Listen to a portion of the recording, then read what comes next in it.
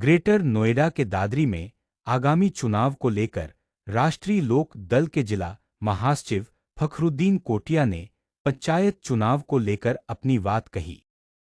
जिम्मेदारी दी है, तो क्या जिम्मेदारी दी है आपको? मेरा नाम फखरुद्दीन कोटिया है और मैं दादरी का निवासी हूँ। दादरी में मुझे पहले लोकदल ने शहर अध्यक्ष की जिम्मेदारी दी थी और मुझे अब जिला महासचिव के रूप में आदरणीय जिलाध्यक्ष जनार्दन भाटी जी ने नियुक्त किया है और मेरी पत्नी भी दादरी में पार्षद रह चुकी है। जो जिम्मेदारी मुझको सौंपी है पंचायत चुनाव, जो राष्ट्रीय लोकदल ने हमारे राष्ट्रीय लोकदल ने, राष्ट्रीय नेतृत्व ने जो फैसला किया है पंचायत चुनाव अलग लड़ने का, गौतम बुद्ध नगर के 3 नंबर वार्ड पर मुझे उसमें प्रभारी भी बनाया गया, चुनाव प्रभारी। तो कितनी साझेदारी बीजेपी से या गठबंधन से मतलब लगी हुई है या अलग है? पंचायत चुनाव हम लोग अलग लड़ेंगे। तो पंचायत चुनाव में मतलब किस तरीके से जो है ये कामयाबी मिलने की आप?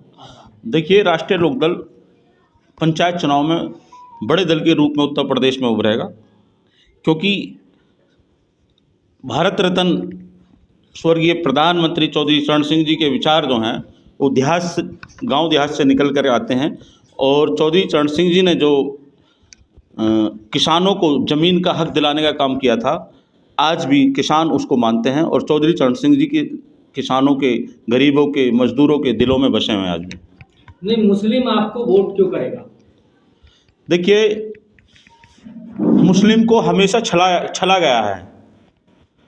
तो मैं एक बात ये बताऊंगा, मुस्लिम समाजवादी पार्टी को वोट करता है हमेशा, और जैसा देखा गया है कि भारी तादाद में वोट करता है, लेकिन समाजवादी पार्टी ने हमेशा मुसलमान को गुमराह किया है। गुमराह मैं आपको बताना चाहता हूँ, जैसे कि आज एक दौर है कि हिंदू और मुस्लिम में जो दूरियां बढ़ी हैं वो समाजवादी पार्टी ने बढ़ाने का काम किया है। मुलायम सिंह जी ने कार सेवकों पर गोलियां चलाई थी और फिर मुसलमानों को ये बयान देना कि मैंने तुम्हारे लिए, तुम्हारी मस्जिद के लिए गोलियां चलवा दी, वो मुलायम सिंह जी का खुद का फैसला था और खुद का उनका अपना एक स्वार्थ छुपा हुआ था उसमें, ना कि किसी मुसलमान ने आज तक कोर्ट में या किसी सरकार से एप्लीकेशन दी हो कि कार सेवकों पर गोलियां चलवा दो। कार सेवकों पर गोलियां चलाने वाले मुलायम सिंह जी ने हमेशा मुसलमान को उस ब्लैकमेल करने का काम किया है। नहीं, अन्य पार्टियां तो कहती हैं कि लोकदल भी जो बीजेपी का एक हिस्सा है। देखिए, राष्ट्रीय लोकदल हमेशा जनहित के लिए, किसान हित के लिए, मजदूर हित के लिए, मजलूम हित के लिए सीधा मेन गेट से गठबंधन करता, ना कि समाजवादी पार्टी की तरह आरएसएस और भाजपा का एजेंट के रूप में काम करता है। समाजवादी पार्टी हमेशा भाजपा और आरएसएस के एजेंट के रूप में काम करती है और हमेशा करती रही है। नहीं, तो बीजेपी के एजेंडे पे काम नहीं करती आपकी पार्टी? नहीं, हम बीजेपी के एजेंडे पे क्यों, हमारी विचारधाराएं अलग हैं। हम सरकार में शामिल हैं और सरकार में शामिल हमारे राष्ट्रीय अध्यक्ष जी को एक कलम की ताकत मिली है शामिल होकर के, भारत सरकार में केंद्रीय मंत्री हैं, तो गरीब के, मजदूर के, मजलूम के, नौजवानों को खेल में आज मैं समझता हूं कि जितना काम आदरणीय जयंत चौधरी जी स्किल डेवलपमेंट पर कर रहे हैं, तो शायद किसी मंत्री ने इतना काम आज तक नहीं किया।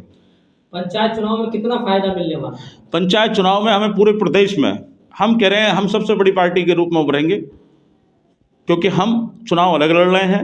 जो कार्य राष्ट्रीय अध्यक्ष हमारे आदरणीय जयंत चौधरी जी कर रहे हैं, जो हमारी पार्टी के राष्ट्रीय नेता कर रहे हैं, जिले के अध्यक्ष कर रहे हैं, कार्यकर्ता कर रहे हैं, वो पूरे तरीके से हम लोग चुनाव में तन मन धन के साथ लगे हुए हैं और पूरी ताकत के साथ हम पंचायत चुनाव लड़ेंगे और उत्तर प्रदेश में बड़ी पार्टी के रूप में हम उभरने का काम करेंगे। नहीं, मुस्लिमों की पार्टी समाजवादी पार्टी कहती है कि मुस्लिमों की पार्टी समाजवादी पार्टी। देखिए, मैं आपको एक चीज़ बताता हूँ, 6% यादव है उत्तर प्रदेश के अंदर, 18% मुस्लिम है उत्तर प्रदेश के अंदर, तो कम से कम एक हक बनता है। अगर मान लो कोई भी समीकरण नहीं बनता, उसके बावजूद भी मुस्लिम का डिप्टी सीएम पर हक बनता है। समाजवादी पार्टी ने कभी डिप्टी सीएम नहीं बनाया। अगर वो सरकार में भी शामिल डिप्टी सीएम के रूप में मुस्लिम को नहीं चाहते हैं, तो कम से कम पार्टी में उनको हक मिलना चाहिए। कम से कम अगर समाजवादी पार्टी को इतनी भारी तादाद में मुस्लिम वोट करता है, तो उत्तर प्रदेश का अध्यक्ष कम से कम मुस्लिम तो बनाया जाए। राष्ट्रीय लोकदल ने डॉक्टर मसूद साहब को मुस्लिम के रूप में स्थापित किया प्रदेश अध्यक्ष बना करके, और मैं कहता हूँ राष्ट्रीय लोकदल ने मुसलमानों को नेता बनाने का काम किया है, और उत्तर प्रदेश में मुसलमानों ने हर दल को पार्टी बनाने का काम किया है। लेकिन अगर किसी ने मुसलमानों को लीडर बनाने का काम किया तो वो राष्ट्रीय लोकदल ने किया। नहीं, सपा ने भी जो है आजम खान जी को लीडर बनाया है प्रदेश में। देखिए, लीडर बनना अलग चीज़ है, मिनिस्टर बनना अलग चीज़ है। प्रदेश अध्यक्ष बनाया उनको।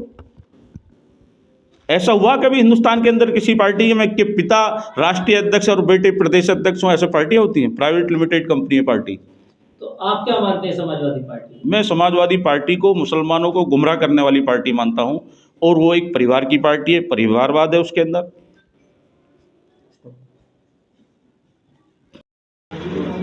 क्या नाम है आपका? रिजवाना, किस पार्टी से हैं आप?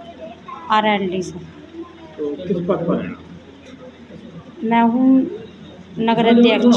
मैंने 2223 से जोड़ लिए। आगे के लिए क्या प्रक्रिया है? आगे की नहीं, यही करना चाह रही हूँ कि मतलब हमारी पार्टी मतलब बढ़नी चाहिए, गाड़े को पार्टी को बढ़ाना चाहिए, गाड़े को। हम ये सोच रहे हैं हमारी पार्टी मजबूत होनी चाहिए। ठीक।